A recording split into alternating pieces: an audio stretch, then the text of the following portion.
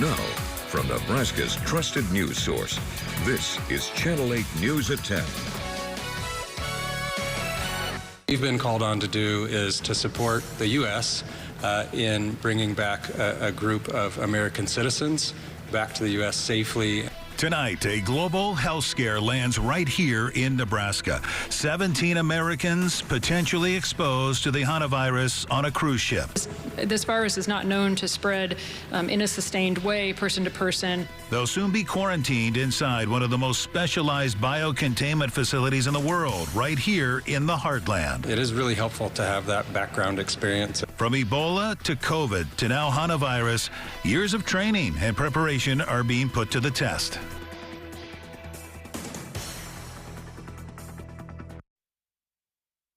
Americans exposed to hantavirus are coming to Nebraska's health officials. They're preparing for what's building to be a high-profile response.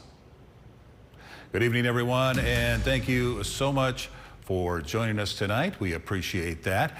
We want to let you know what the trip is going to be like. Here's the trip 17 Americans on that cruise ship will be making. They eventually deboard at the Canary Islands, and then they'll be making the long journey to Omaha to stay at the quarantine unit at UNMC. Take a look at that. You can see exactly here on the map. So breaking now, Americans exposed to hantavirus, again, coming to Nebraska to be under quarantine response.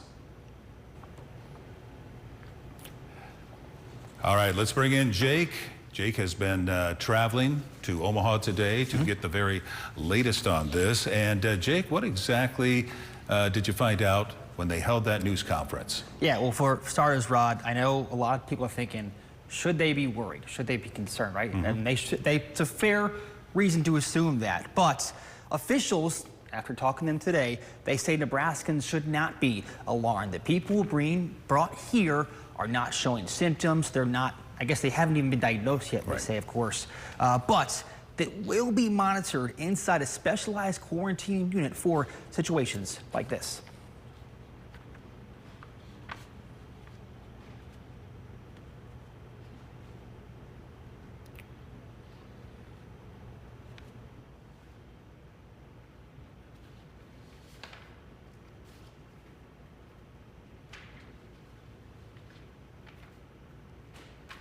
State health officials answering dozens of questions today as the announcement for all Americans from the hantavirus-infected cruise ship will be coming back to the States right here in Nebraska. What we've been called on to do is to support the U.S.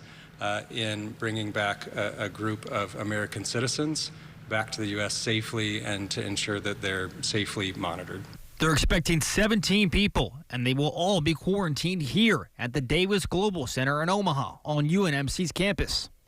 They say this decision was made very carefully, and all 17 Americans will receive the best care.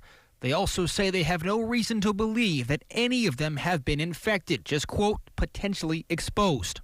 And we are ready. Should one of these individuals develop symptoms concerning for hantavirus, they will be assessed by our team and transferred into our biocontainment unit for care.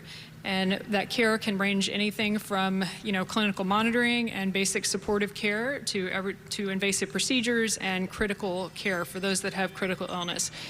Now, how will the quarantine work? Well, they say it will be sort of like a hotel. Each person will have their own rooms with free food and drink delivery. They'll also have access to Wi-Fi and more. But there should be no concern, as they say this virus is not that transmissible, and it takes extremely close contact for it to spread. This virus is not known to spread in a sustained way, person to person, through indirect, contact. It's really, you really need to be up close and personal with somebody. As far as again, if history tells us anything, that's what we've learned. This facility at Nebraska was home to the Ebola patients for quarantine back in 2014. It was also used again when COVID-19 first struck in 2020. They say this time will be different, but having been through something similar before will help. It is really helpful to have that background experience and having done it before and start from a point of knowing what works and being able to adapt that for this situation. All right, after all that's been said, here's where things stand right now. Just 2 days from now on Sunday is when that ship will make it to the Canary Islands. All those passengers, not just Americans, of course, all the passengers will be taken back to their home countries. Now, as far as when the Americans will be brought to Omaha, that's still to be determined, right? Yes, exactly. So right now you can see this question mark. That's what it is. It's a question mark right now. Americans, when they do arrive back to the UNMC, they say they could be quarantined between 1 week or even up to 6 to 8 weeks. That is also still kind of to be determined in terms of how long this process could last. But if there's one thing for sure, Rod, they will have the best care by a great Nebraska medicine team. No doubt about that. All right. Thank you so much, Jake. Now, the cruise company at the center of the hantavirus outbreak is now releasing new details about the ship's arrival and the international response surrounding it when it gets to the Canary Islands. World Health Organization teams say every passenger and crew member will go through a medical assessment before leaving. They're also determining who may have had close contact with confirmed cases. So when the boat will arrive, the key question will be how we can ensure that all the disembarkation from the boat can be done safely for everyone, starting with the passengers themselves. The World Health Organization says some passengers could be asked to wear protective gear like masks or gloves, depending on their level of exposure. We're also hearing from Nebraska lawmakers as well as state and federal leaders who are responding to the hantavirus quarantine effort at UNMC. We begin with Congressman Mike Flood posting, quote, UNMC is home to one of the world's leading biocontainment units. He also said, I'm confident they will rise to the occasion again to provide care for Americans with hantavirus. Governor Jim Pillen also addressing Nebraskans, saying, quote, Nebraska has a proud tradition of stepping up for our fellow Americans in moments of need, adding Nebraska is the world leader in dealing with infectious disease. The hantavirus outbreak also now sparking a global response, with health officials across several countries racing to track possible exposures connected to the cruise ship.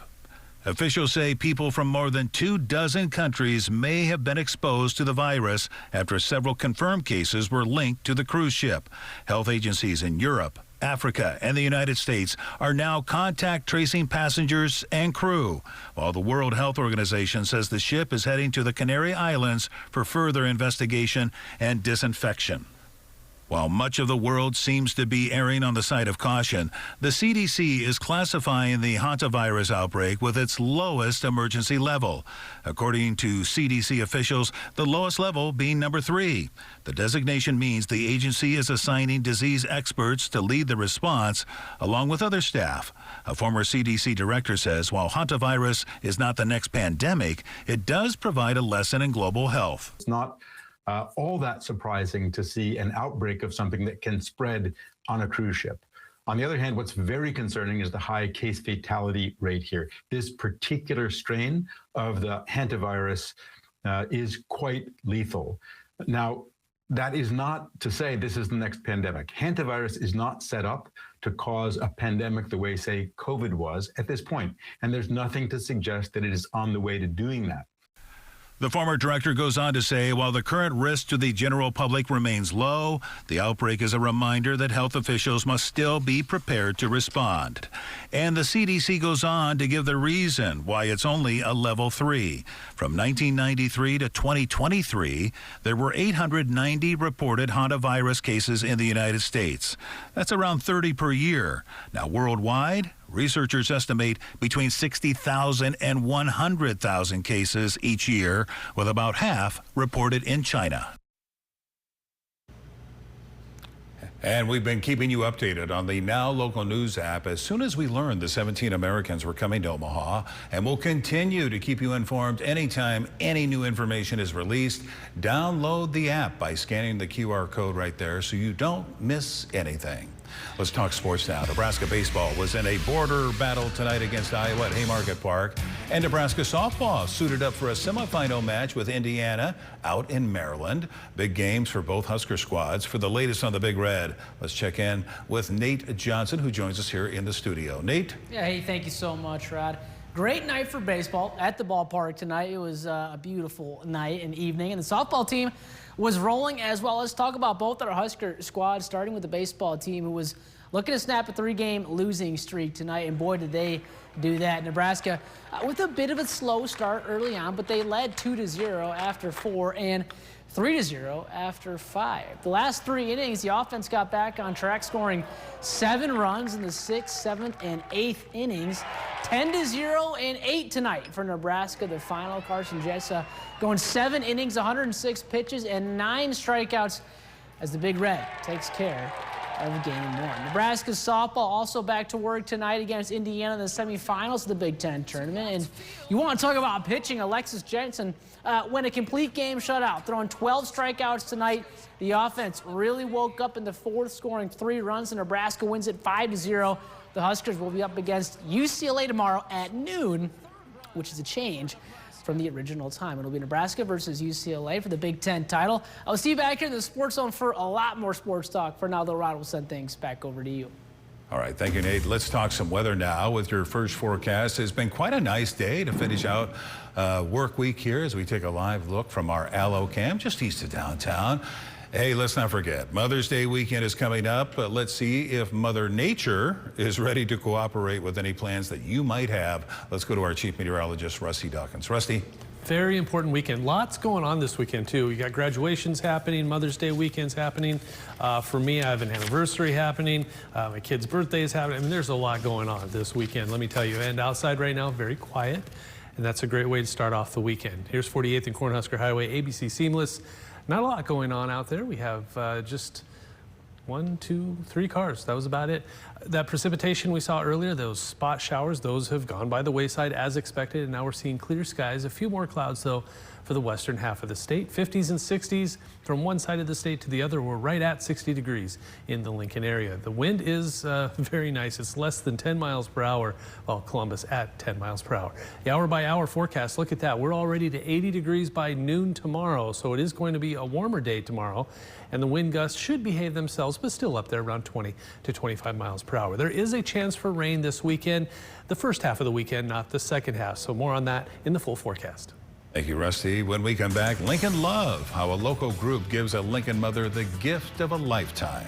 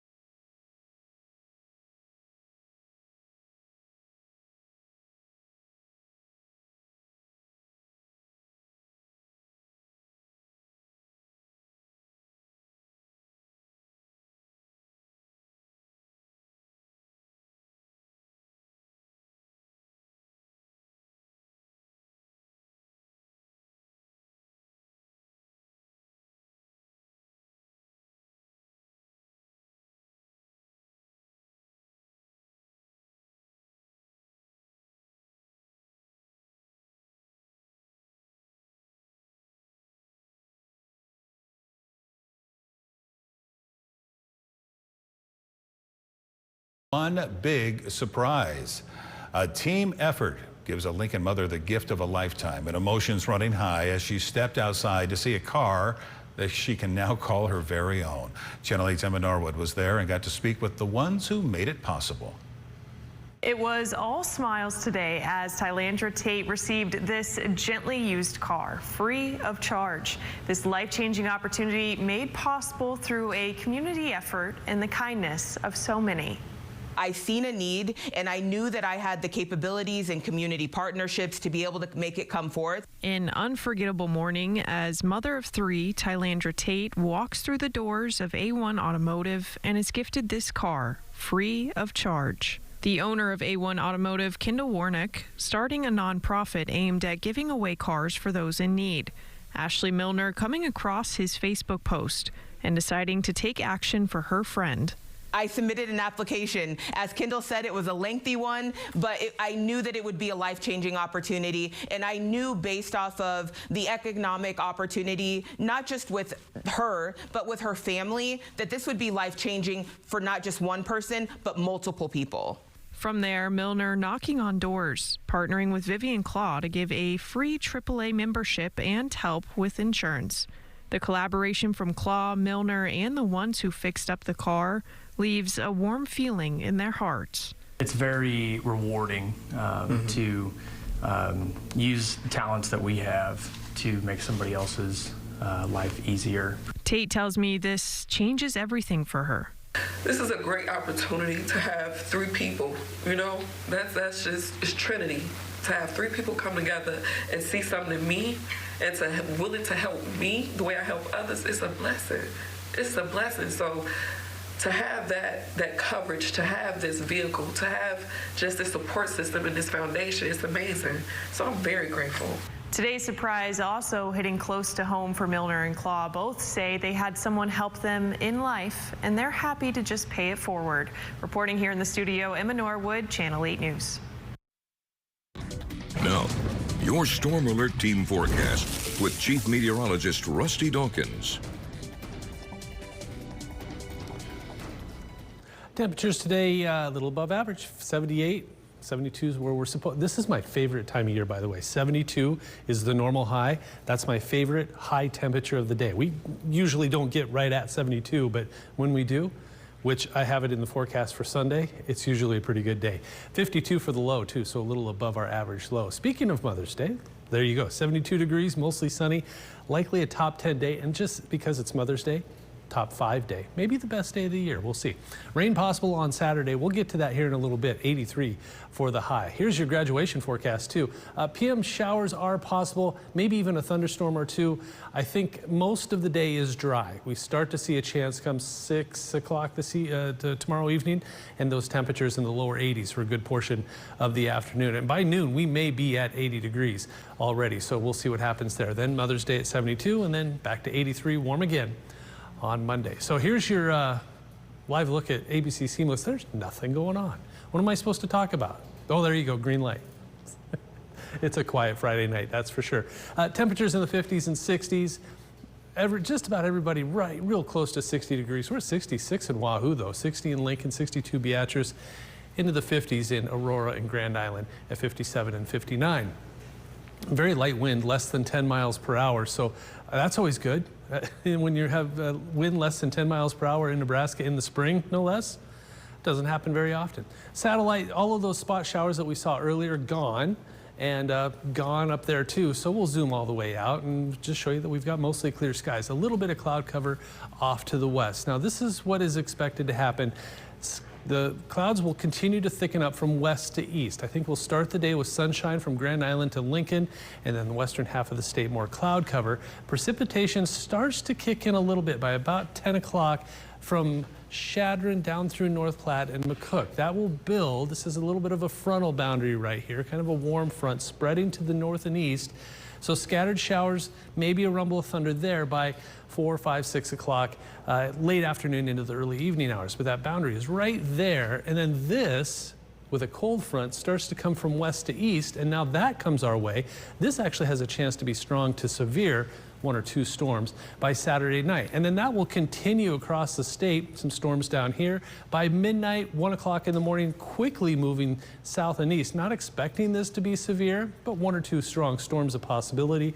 And that quickly zips on off to the south and east, leaving us with partly cloudy skies to start off Mother's Day. And if we see any rain, it would be a spot sprinkle or 2 in north central Nebraska around noon on Sunday. So because of those storms moving from west to east along that cold front Saturday, there's a marginal risk, just barely clipping southwest Nebraska. The better chance will be way further to the south into parts of Oklahoma, but 1 or 2 strong storms a possibility as we head through Saturday. Temperatures tonight, 48 degrees, partly cloudy. That's almost exactly normal. Middle and upper 40s to around 50. 83, partly cloudy. Spot showers or a thunderstorm. A lot of 80s out there on Saturday, and then 72 on Sunday, and then back into the 80s we go. And we may even get to 90 as we head towards the end of the week. The next chance for rain, and it's just a small chance, comes our way for the bike drive. So we'll see if that happens. We'll keep an eye on that. But Mother's Day weekend, looking pretty good. All right. Thank you, Rusty. Coming up next in the Sports Zone, Nate Johnson is going to be talking all things Nebraska softball and baseball. The 2 teams picking up some wins tonight. We'll have the very latest after the break. Don't go away.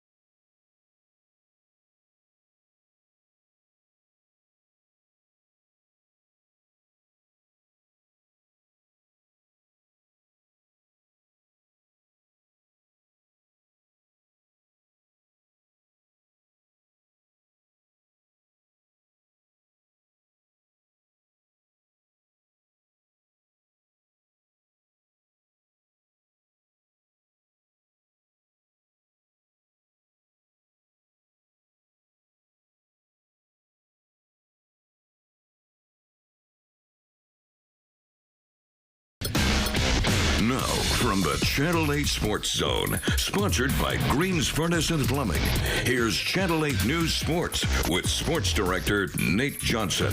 The Channel 8 News Sports Zone. The Husker baseball team was in a border battle against the Iowa Hawkeyes tonight. Hey, what's going on? Thanks for tuning into the Sports Zone this Friday night. Big Red was in action here in Lincoln, and the border battle always means a little more. The Hawkeyes took this series last year, and early on, they were making double plays look easy.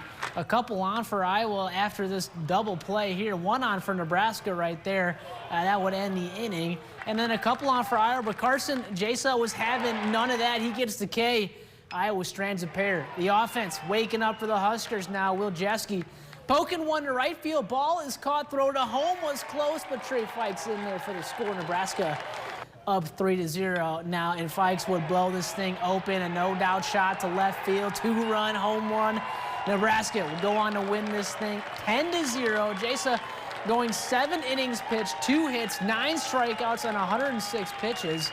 He picks up his 9th win of the season tonight. Game 2 between these two will be tomorrow at 2 p.m. Again, the final 10-0 Nebraska. They shut out the Hawkeyes in Game 1 of this 3-game series. And a reminder, tomorrow is Senior Day for Nebraska at Haymarket Park. And let's talk some softball. The Huskers were in action in the Big Ten tournament in Maryland, and Nebraska fought off a slow start with some elite, and I mean elite pitching from Alexis Jensen, who went a complete game shutout, throwing 12 strikeouts tonight. The offense really woke up in the fourth, scoring 3 runs, and Nebraska would win it 5-0. The Huskers will be up against UCLA tomorrow at noon. The Huskers won 2 of 3 games in the regular season against the Bruins. Just 2 hits allowed from Jensen today. Samantha Bland went 2 for 2 tonight. Jordy Fromm finished 2 for 3. And it'll be all on the line tomorrow for Nebraska. A chance to take the regular season and the Big Ten tournament. And sticking with softball for a minute, the Big Ten Awards came out today. Jordy Fromm was tabbed the Pitcher of the Year. Alexis Jensen was Freshman of the Year. Rhonda Revelle named Coach of the Year. Fromm was also on the All-Big Ten first team, while Jensen, Samantha Bland, Hannah Kuhr, Casey Hoffman, and Ava Cusack were second-team All-Big Ten members. Fromm and Kuhr were on the All-Defensive team. Jensen represented the Huskers on the All-Freshman team. Emerson Cope was Nebraska's Sportsmanship honoree. Awesome stuff from this team, who's still got plenty of season to go. Nebraska volleyball released some big news today. The team will play in the first ever Players Era Volleyball Showcase in Las Vegas in August. To begin the regular season, the 2-day event will be held on Saturday, August 29th and Sunday, August 30th at T-Mobile Arena. The Huskers will face UNLV on the 29th, Texas on the 30th. Start times, TV, and ticket information will be announced at a later date, but the epic upcoming tour for Big Red continues. Here's a look at the venues and teams slated for Nebraska.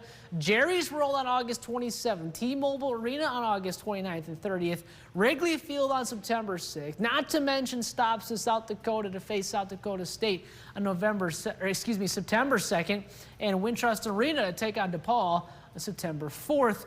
Going to be a potential game-changing, sports-changing couple of weeks. Nebraska football will be back under their Friday night lights this season in Champaign. Nebraska will take on Illinois on Fox. This marking the 3rd time in 4 seasons the schools have met on a Friday night matchup. The game will be televised on Fox with kickoff time set for 7 p.m. Central. This season will mark the 5th straight year Nebraska has played multiple Friday games, including the Huskers' annual Black Friday game against Iowa. And finally, let's take a look at some high school sports going on tonight. Lots of baseball, but also some soccer. Lincoln Pius X was hoping to punch their ticket back to Omaha tonight, and they do. 3-1 the final. The Thunderbolts going to head back to Morrison. To baseball, though, a lot of district action going on this evening. Here's some scores from tonight. Lincoln East picks up the win. Lincoln Southwest picks up the win, and Lincoln Southeast also picking up the victory. And we'll keep the scoreboard going. And Standing Bear also with a nice win as well. And their Pius X as well. North Falls to Bennington. Waverly sneaks by Elkhorn North 8-7. Seward Falls, though, Malcolm, that season's over 15-13. And then Lincoln Lutheran and Christian both come to an end there tonight. That'll do it for sports, though, this evening. Rob will go ahead and send things back over to you. Thank you, Nate. We'll be right back with final check of your forecast.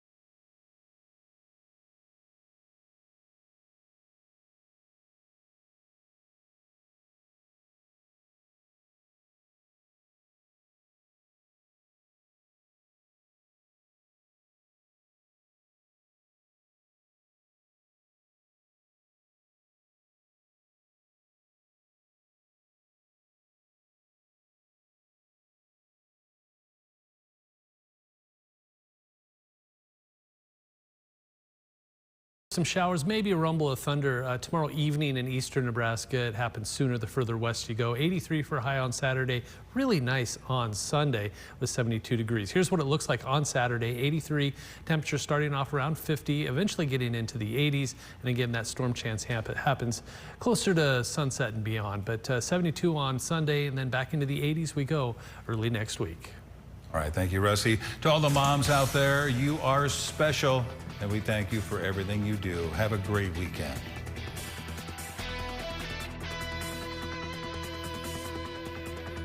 Illuminate